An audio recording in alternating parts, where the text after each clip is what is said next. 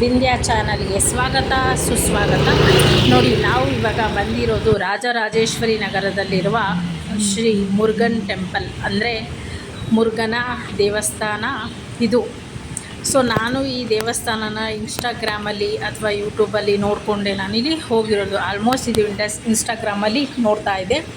So ಈ ದೇವಸ್ಥಾನಕ್ಕೆ ಹೋಗಬೇಕು ಅಂತ ತುಂಬ 2 ವರ್ಷದಿಂದ ನಾನು ಟ್ರೈ ಮಾಡಿದೆ. ನನಗೆ ಹೋಗೋಕ್ಕೆ ಸಮಯ ಸಿಕ್ಕಿರಲಿಲ್ಲ ಅಥವಾ ಗಳಿಗೆ ಕೂಡು ಬಂದಿಲ್ಲ ಅಂತಲೇ ಅನ್ಕೊತೀನಿ. ಯಾಕಂದರೆ ಎಲ್ಲ ಕಡೆ ಹೋಗಬೇಕು ಅಂದರೆ ಆ ದೇವರು ಪರಮಾತ್ಮ ಕರೆಸ್ಕೊಬೇಕು ಅಂತ ನಾನಿಲ್ಲಿ ಅನಿಸ್ಕೊತೀನಿ. ಯಾಕಂದರೆ ಎಷ್ಟೊಂದು ಸತಿ ನಾವು ಹೋಗಬೇಕು ಅಂತ ಅಂದ್ಕೊಂಡಾಗೆಲ್ಲ ಅಲ್ಲಿಗೆ ನಾವು ಹೋಗೋಕ್ಕಾಗಲ್ಲ. ದೇವರು ಕರೆಸ್ಕೊಂಡಾಗಲೇ ನಾವು ಹೋಗೋಕ್ಕೆ ಸಾಧ್ಯ ಅಂತ ನನಗೆ ಮನದಟ್ಟಾಯಿತು. ಯಾಕೆ ಈ ಮಾತು ಹೇಳ್ತಾ ಇದ್ದೀನಿ ಅಂದರೆ, ಮೂರ್ತಿಯವರ ಬರ್ತ್ಡೇ 2 ವರ್ಷ ಹಿಂದೆಗಡೆ ನಾನು ರಾಜರಾಜೇಶ್ವರಿ ನಗರದಲ್ಲೇ ಇದ್ದೆ. ಸೊ ಆವಾಗ ನಾವು ಅಲ್ಲಿ ಒಂದು ಶಿವನ ಟೆಂಪಲ್ಗೆ ಹೋಗಿದ್ವಿ. ಸೊ ಅಲ್ಲಿಂದ ನಾನು ಇಲ್ಲಿ ಮುರುಗನ್ ಮುರುಗನ್ ಒಂದು ದೇವ್ರನ್ನ ನೋಡಿದೆ. ಅಲ್ಲಿ ಒಂದು ಪ್ರತಿಮೆನ ಅಲ್ಲಿಂದ ಕಾಣಿಸ್ತು. ಸೊ ಹೋಗೋಣ, ಇದು ಹತ್ರನೇ ಇದೆ ಅಂತ ಅಂದ್ಕೊಂಡೆ. ಆದರೆ ನಮಗಲ್ಲಿ ಅಲ್ಲಿಗೆ ಹೋಗೋಕ್ಕೆ ಆಗಿಲ್ಲ. ಕಾರಣಾಂತರದಿಂದ ಇವತ್ತು ಗಳಿಗೆ ಕೂಡು ಬಂದಿದೆ. ಸೊ ಈ ದೇವಸ್ಥಾನ ಬಂಡೆ ಕಲ್ಲಿನ ಮೇಲೆ ನಿರ್ಮಾಣವಾಗಿದೆ. ಸೊ ಮೆಟ್ಲುಗಳು ಇದೆ. ಅಂದರೆ ಫಸ್ಟು ಗಣೇಶ ಟೆಂಪಲ್, 2 ಗಣೇಶ ಮೂರ್ತಿ ಇದೆ. ಅಂದರೆ ಒಂದು ಮುಖ ಮತ್ತು ಅದ್ರ ಮೇಲ್ಗಡೆ ಒಂದು ಮುಖ ಗಣೇಶ ಟೆಂಪಲ್ ಇದೆ. ಆಮೇಲೆ ಸ್ವಲ್ಪ ಮುಂದೆ ಹೋದ ನಂತರ ಅರುಣಾಚಲೇಶ್ವರ ಸ್ವಾಮಿ ದೇವರಿದೆ, ಶಿವನ ದೇವಾಲಯ, ಮತ್ತು ತಾಯಿ ಚಂಡಿಕೇಶ್ವರಿ, ಆಮೇಲೆ ದಕ್ಷಿಣಾಮೂರ್ತಿ. ಆಮೇಲೆ ಬಂದು ಈ ದೇವಸ್ಥಾನ ಸಮಯ ಬಂದು ಸಂಜೆ ಓಪನ್ ಆಗೋದೆ 4:15, ರಾತ್ರಿ 9 ಗಂಟೆವರೆಗೂ ಇರುತ್ತೆ. ಸೊ ಬೆಳಗಿನ ಜಾವ ನಮಗೆ ಆಗಲ್ಲ. ಯಾಕಂದರೆ ಶುಕ್ರವಾರ ಕೆಲಸ ಮುಗಿಸ್ಕೊಂಡು ಬಂದು ಮೂರ್ತಿಯವ್ರು ಮಲ್ಗೋದೇನೆ 11:30 12 ಗಂಟೆ ಆಗುತ್ತೆ. ಸೊ ಬೆಳಗ್ಗೆನೇ ಎದ್ದು ಶನಿವಾರ ಹೋಗೋಕ್ಕಾಗಲ್ಲ. ಅದಕ್ಕೋಸ್ಕರ ನಾನು ಸಂಜೆ ಹೋಗೋಣ. ನಮ್ಮ ಬೆಂಗಳೂರಿನಲ್ಲಿರುವ ಇದು ದೇವಾಲಯ. ಸೊ ನೋಡಿದ್ರೆ ಇದು ಸುತ್ತ ಥರ ಇದೆ. ತುಂಬ ಚೆನ್ನಾಗಿದೆ ದೇವಸ್ಥಾನ, ತುಂಬ ಮೇಂಟೆನೆನ್ಸ್ ಇದೆ ಮತ್ತು ವಿಶಾಲವಾಗಿದೆ. ಮತ್ತು ನಮ್ಮ ಹಿಂದೂ ಸಂಸ್ಕೃತಿಯಲ್ಲಿ ಇಂಥ ಒಂದು ದೇವಾಲಯ ಇರೋದು ನಮಗೆ ಒಂದು ಹೆಮ್ಮೆ ಅಂತಿರೋದು. ಅದರಲ್ಲೂ ನಮ್ಮ ಬೆಂಗಳೂರು ಸಿಲಿಕಾನ್ ಸಿಟಿಯಲ್ಲಿ ಈ ಒಂದು ದೇವಾಲಯ ಇರೋದು ತುಂಬ ನಮಗೆ ಒಂದು ಹೆಮ್ಮೆ. ಸೊ ದೇವಸ್ಥಾನ ನಾನು ಮೊದಲ ಬಾರಿಗೇ ಹೋಗಿ ನೋಡ್ತಾ ಇರೋದು. ಸೊ ತುಂಬ ಚೆನ್ನಾಗಿದೆ ದೇವಸ್ಥಾನ. ನೋಡಿ, ಇದು 6 ಮುಖ ಇರುವ ಮುರುಗನ ದೇವಸ್ಥಾನ, ಷಣ್ಮುಖ ಅಂತಲೇ ಹೇಳ್ತಾರೆ. ಶೃಂಗಗಿರಿ ಷಣ್ಮುಖ ಸನ್ನಿಧಿ. ಸೊ ಇದು 5 ಗಂಟೆ ಒಳಗಡೆ ಅರ್ಚಕರು ಎಲ್ಲರೂ ಬರ್ತಾರೆ, ಬಂದು ಪೂಜೆ ಎಲ್ಲ ಮಾಡ್ತಾರೆ. ಸೊ ದೇವಸ್ಥಾನದ ಒಳಗಡೆ ಕೂಡ ಶುದ್ಧವಾಗಿ ಮೇಂಟೆನೆನ್ಸ್ ಎಲ್ಲ ಮಾಡಿದ್ದಾರೆ. ದೇವಾಲಯ ಹೊರಗಡೆ ಒಳಗಡೆ ಎಲ್ಲ ತುಂಬ ಶುದ್ಧವಾಗಿದೆ. ಅಲ್ಲೊಂದು ಹುಡುಗಿ ಇನ್ನೂ ಗರ್ಭಗುಡಿ ಓಪನ್ ಆಗಿಲ್ಲ ಅಂತ ಐಗಿರಿ ನಂದಿನಿ ಹಾಡು ಹೇಳ್ಕೊಂಡು ಡ್ಯಾನ್ಸ್ ಮಾಡ್ತಾ ಇತ್ತು ಒಂದು ಹುಡುಗಿ. ಅದನ್ನು ಅವ್ರ ಅಮ್ಮ ವೀಡಿಯೋ ಮಾಡ್ತಿದ್ರು. ನಮಗೂ ಒಂದು ಸ್ವಲ್ಪ ಇಂಟ್ರೆಸ್ಟ್ ಆಗಿತ್ತು. ಸೊ ಅದನ್ನು ನೋಡ್ಕೊಂಡು ಹಂಗೆ ಸುತ್ತಾನು ದೇವಾಲಯ ಸುತ್ತ ಒಂದು ವೀಡಿಯೋ ಮಾಡ್ಕೊಂಡಂಗೆ ನಾನು ಮುಂದೆ ಬಂದೆ. ಸೊ ಇದು ಷಣ್ಮುಖನಾಗ ದೇವಸ್ಥಾನ. ಸೊ ನಾವೇನು ಮಾಡಿದ್ರಿ ಅಂದರೆ 3:45ಗೆ ನಾವಲ್ಲಿ ದೇವಸ್ಥಾನ ಹತ್ರ ಹೋಗ್ಬಿಟ್ವಿ. ಸೊ ಅಲ್ಲಿ ಅರಳಿಕಟ್ಟೆ ಇದೆ, ಕೂತ್ಕೊಳ್ಳೋಕ್ಕೆ ಸುತ್ತ ಒಂದು ಜಗಲಿ ಮಾಡಿದ್ದಾರೆ, ತುಂಬ ನೆರಳು ಕೂಡ ಇದೆ. ಅಲ್ಲಿ ಕೂತ್ಕೊಂಡಿದ್ವಿ. 4:15ಗೆ ಇನ್ನೂ ಓಪನ್ ಆಯಿತು. ಸೊ ತದನಂತರ ನಾವು ದೇವಸ್ಥಾನ ಎಲ್ಲ ಸುತ್ತ ನೋಡಿ, ಆಮೇಲೆ ಅಲ್ಲಿಯ ಕಲಾಕೃತಿ, ದೇವಾಲಯಗಳು, ಆಮೇಲೆ ತಮಿಳ್ನಾಡಲ್ಲಿ ಯಾವ್ಯಾವ ದೇವಸ್ಥಾನ ಇದೆ ಅದೆಲ್ಲ ಒಂದು ಅಲ್ಲಿ ಚಿತ್ರಿಸಲಾಗಿತ್ತು. ಸೊ ಅದನ್ನೆಲ್ಲ ಒಂದು ವಿಡಿಯೋ ಮಾಡಿಕೊಂಡು ಮುರುಗನ್ ದೇವಸ್ಥಾನನ ನೋಡಿಕೊಂಡು ಬಂದು, ಇಲ್ಲಿ ನೋಡಿ ಮುರುಗನ ಉತ್ಸವ ಮೂರ್ತಿ ಅಂತಲೇ ಇದನ್ನು ನಾವು ಹೇಳ್ಬೋದು. ಮುರುಗನ ಮೂರ್ತಿಯ ಉತ್ಸವ ಮೂರ್ತಿ ಇದು. ಸೊ ಇದನ್ನೆಲ್ಲ ನೋಡಿಕೊಂಡು ಹಾಗೆ ನೋಡಿ ದೇವಾಲಯ ಸುತ್ತ, ಗರ್ಭಗುಡಿ ಸುತ್ತಲೂ ಒಂದು ತುಂಬ ಚೆನ್ನಾಗಿ ತಮಿಳ್ನಾಡಿನ ದೇವಸ್ಥಾನದ ಚಿತ್ರಗಳನ್ನು ಇಲ್ಲಿ ಕಾಣಬಹುದು. ತುಂಬ ಸೂಪರಾಗಿತ್ತು ಆ ದೇವಸ್ಥಾನ ನೋಡೋಕ್ಕೆ. ಇಲ್ಲಿ ನೋಡಿ 6 ಮುಖ ಇರೋ ನಮ್ಮ ಮುರುಗನ ದೇವಸ್ಥಾನ ಇದು. ಮುಂಭಾಗ ತೋರಿಸ್ತೀನಿ. ಹಾಗೆ ಇಲ್ಲಿ ಹೂವು ಹಾಕ್ತಾಯಿದ್ರು, ಅರ್ಚಕರು ಬಂದರು, ಆವಾಗ ಹೂವು ಹಾಕ್ತಾ ಇರೋದು ನೋಡಿದ್ವಿ. ಸೊ ಅಲ್ಲಿ ಕನಕನ ಕಿಂಡಿ ಥರ ಕಾಣ್ತಾಯಿತ್ತು. ಸೊ ಅಲ್ಲಿ ಕೂಡ ದರ್ಶನ ನಿಮಗೂ ಆಗಲಿ, ತಾಯಿ ಷಣ್ಮುಖ ತಂದೆ ಒಳ್ಳೆಯದು ಮಾಡಲಿ ನಿಮಗೆ ಅಂತ ನಾನಿಲ್ಲಿ ಕೇಳ್ಕೊತೀನಿ. ಪಳನಿ.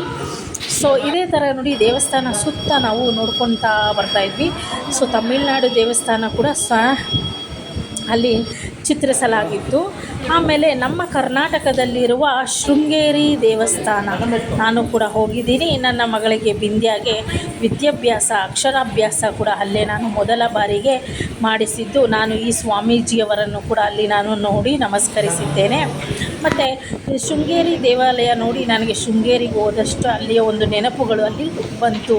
ನಾವು ಶೃಂಗೇರಿಗೆ ಹೋಗಿದ್ವಲ್ಲ ಅಂತ ನೋಡಿ. ಇವಾಗ ಗರ್ಭಗುಡಿ ಓಪನ್ ಆಯಿತು. ಸ್ವಾಮಿಗಳು ಅರ್ಚಕರು ದೇವಿಗೆ ಹೂವನ್ನು ಅರ್ಪಣೆ ಮಾಡಿ ಮಂತ್ರಗೋಷ್ಠಿಯನ್ನು ಹೇಳಿ ತದನಂತರ ಮಂಗಳಾರತಿ ಕೊಟ್ಟು ನಮಗೆ ಹೇಳಿದರು.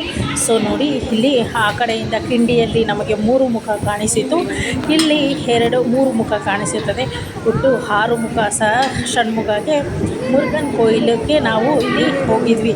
ಅಲ್ಲಿ ಬಂದಂಥ ಜನಗಳು ನಾರ್ತವರು, ತಮಿಳವರು, ತೆಲುಗುವರು, ನಮ್ಮ ಕನ್ನಡದವರು, ಹೀಗೆ ನಾನಾ ರೀತಿಯ ಜನಗಳು ಕೂಡ ಅಲ್ಲಿ ದೇವಸ್ಥಾನಕ್ಕೆ ಬಂದಿದ್ದರು. ಆದರೆ ಈ ದೇವಸ್ಥಾನಕ್ಕೆ ಬಸ್ಸಿನ ವ್ಯವಸ್ಥೆ ಇಲ್ಲ. BMTC ಬಸ್ ಇಲ್ಲ, KSRTC ಬಸ್ ಇಲ್ಲ. ರಾಜರಾಜೇಶ್ವರಿ ಗೇಟ್ ಅಲ್ಲಿ ಇಳ್ಕೊಳ್ಬೇಕು, ಇಲ್ಲ ರಾಜರಾಜೇಶ್ವರಿ ನಗರ ಒಳಗಡೆ ಬರುವಂಥ ಅಲ್ಲಿಗೆ ಬಸ್ ಇದೆ, ಅಲ್ಲಿಂದ ಆಟೋ ಮಾಡ್ಕೊಂಡು ಇಲ್ಲಿಗೆ ಬರಬೇಕಾಗುತ್ತೆ. ನಾವು ಹೋಗಿದ್ದು ದ್ವಿಚಕ್ರ ವಾಹನದಲ್ಲಿ, ಬೈಕಲ್ಲಿ ಹೋಗಿದ್ದು. ಸೊ ಇಲ್ಲಿ ಬಂದ್ವಿ. ಹಿಂದೆಗಡೆ ದೇವಾಲಯ ಸುತ್ತ ಒಂದು ಆವರಣ ಹೊರಾಂಗಣ ಇದು ಎಲ್ಲ ಸುತ್ತ ಒಂದು ಪ್ರದಕ್ಷಿಣೆ ಮಾಡಿ ಮೇಲೆ ಕೂಡ ತಂದೆ ಮುರುಗನ್ದು 6 ಮುಖ ಇರುವ ಪ್ರತಿಮೆಯನ್ನು ನೋಡಿ ನಮಗೆ ತುಂಬ ಖುಷಿಯಾಯಿತು. ಆಮೇಲೆ ಮೇಲ್ಗಡೆ ಮುರುಗನ ಒಂದು ತ್ರಿಶೂಲ ಕೂಡ ಅಲ್ಲಿ ಇತ್ತು ಮೇಲ್ಗಡೆ. ಅದೇ ಹೈಲೈಟು. ನಮಗೆ ಒಂದು ಶಿವನ ದೇವಸ್ಥಾನದಿಂದ 2 ವರ್ಷ ಹಿಂದೆ ನಾವು ನೋಡಿದ್ದು ಇದೇ ಆರುಮುಗನ ಮುಖ ಅಲ್ಲಿವರೆಗೂ ಕಾಣಿಸ್ತಿತ್ತು ನಮಗೆ. ಸುಮಾರು 6 ಕಿಲೋಮೀಟರ್ ದೂರದಿಂದಲೂ ಕೂಡ ಈ ಒಂದು ಪ್ರತಿಮೆ ನಮಗೆ ಕಾಣಿಸಿತ್ತು. ಓಂಕಾರೇಶ್ವರ ದೇವಸ್ಥಾನ ನನಗೆ ನೆನಪಿಗೆ ಬಂತು. ಆ ದೇವಾಲಯಕ್ಕೆ ನಾನು 2 ವರ್ಷ ಹಿಂದೆ ಹೋಗಿದ್ದೆ. ಅಲ್ಲಿಂದ ನಾನು ಈ ಷಣ್ಮುಖನ ಪ್ರತಿಮೆಯನ್ನು ನೋಡಿದ್ದು. ಸೊ ಇಲ್ಲಿಗೆ ಹೋಗೋಣ ಅಂತ ನಾನು ಅಂದುಕೊಂಡಿದ್ದಕ್ಕೆ ಇಂದು ನನಗೆ ಕಾಲ ಕೂಡಿ ಬಂದಿದೆ ಸ್ವಾಮಿಯ ದರ್ಶನ ಮಾಡೋಕ್ಕೆ. ಸೊ ನಮ್ಮ ಬೆಂಗಳೂರಿನಲ್ಲಿ ಇಂಥ ವಿಶಾಲವಾದ ದೇವಸ್ಥಾನ ಇರುವುದು ನೀವು ಒಮ್ಮೆ ಹೋಗಿ ಷಷ್ಠಿಯಲ್ಲಿ ಅಥವಾ ಮುರುಗನ ವಿಶೇಷ ದಿನಗಳಲ್ಲಿ ಅಥವಾ ಮಂಗಳವಾರ ಇಲ್ಲಿ ತುಂಬ ಜನ ಇರ್ತಾರೆ ಅಂತ ನಾನು ಕೇಳಪಟ್ಟಿದ್ದೇನೆ. ಇಂದು ಕೂಡ ಶನಿವಾರ ಆದ್ದರಿಂದ ಸುಮಾರು ಜನ ಬಂದಿದ್ದರು. ಸೊ ದೇವಸ್ಥಾನ ಸುತ್ತ ನೋಡ್ಬೋದು ನೀವು. ದೇವಸ್ಥಾನ ತುಂಬ ಹೆಂಚುಗಳಿಂದ ಕೂಡಿದೆ ಮತ್ತು ತುಂಬ ಬಿಸಿಲಿದೆ. ಕಾಲು ಸುಡ್ತಿತ್ತು ನಮಗೆ ಮೆಟ್ಲು ಹತ್ತುವಾಗ.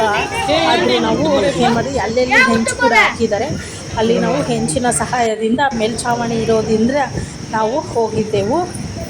ಸೊ ಇದು ನಮ್ಮ ಬೆಂಗಳೂರಿನಲ್ಲಿ ಇರುವ ಮುರುಗನ ದೇವಸ್ಥಾನ ಅಂತ ನಾವಿಲ್ಲಿ ಹೇಳಬಹುದು.